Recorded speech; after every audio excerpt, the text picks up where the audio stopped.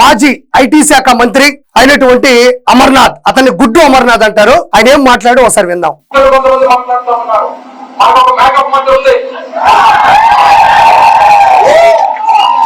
ఇక్కడ అమర్నాథ్ చాలా దౌర్భాగ్యమైన మాటలు మాట్లాడాడు. హోమ్ మినిస్టర్ అనిత గారి గురించి రాజకీయంగా మాట్లాడాలి, లేదంటే లోటుపాట్లు ఉంటే మాట్లాడాలి, ఏదైనా అవినీతి ఉంటే మాట్లాడాలి, లేదా అసత్య ప్రచారాలు ఉంటే ఖచ్చితంగా మాట్లాడాలి, అందులో తప్పులేదు. రాజకీయంగా ఎదుర్కోవాలి గానీ మనకి మేకప్ మంత్రి ఉంది అంటున్నారు. అలా మాట్లాడొచ్చా? తప్పు కదా. మేకప్ మంత్రి అంటే అనిత గారి గురించి మాట్లాడేటువంటి మాటల్లో ఎలాంటి తప్పుడు మాటలు మాట్లాడో ఒకసారి వినండి. మేకప్ మంత్రి మరి 2019 నుంచి 2024 మధ్యన మేకపోతు మంత్రి ఉండేది. మేకపోతు మంత్రి ఉండేవాడు ఎవరు? మన గుడ్డు అమర్నాథ్. ఆ మేక రాగాకులు తినేది కాదు, జామాకులు తినేది కాదు, వేపాకులు తినేది కాదు, మామిడాకులు తినేది కాదు, పచ్చగడ్డి తినేది కాదు, కేవలం గ్రావిల్, మైన్స్, వైన్స్, ఇసుక మాత్రమే తినేది. ఇది ఇక్కడ ఉన్నది అవినీతి మేక, ఎదురుగా ఉన్నది రాక్షస మోక. చూడండి, ఇక్కడ మహిళ ఉన్నారు, ఇక్కడ మహిళ ఉంది, ఎదురుగా మహిళలు ఉన్నారు. వాళ్ళు కూడా క్లాప్స్ కొడుతూ దాన్ని సమర్థిస్తున్నారు. అంటే ఈ రాజకీయం ఎలా వెళ్తుంది?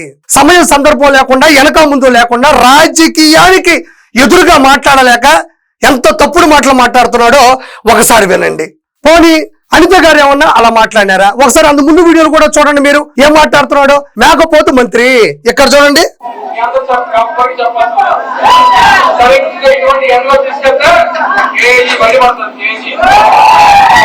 సరిగ్గా ఎండలో తీసుకెళ్తే కేజీ మేకప్ బయటపడుతుంది అంటున్నాడు. అంటే తెలుగుదేశం పార్టీలో ఉండేటువంటి అనిత గారు మేకప్ వేసుకున్నారు. అంటే అనిత గారు మాత్రం మేకప్ వేసుకుంటారు. వైఎస్ఆర్సీపీలో ఉండే వాళ్ళందరూ టీ కప్పు, ఇంటి పై కప్పు వేసుకుంటారు.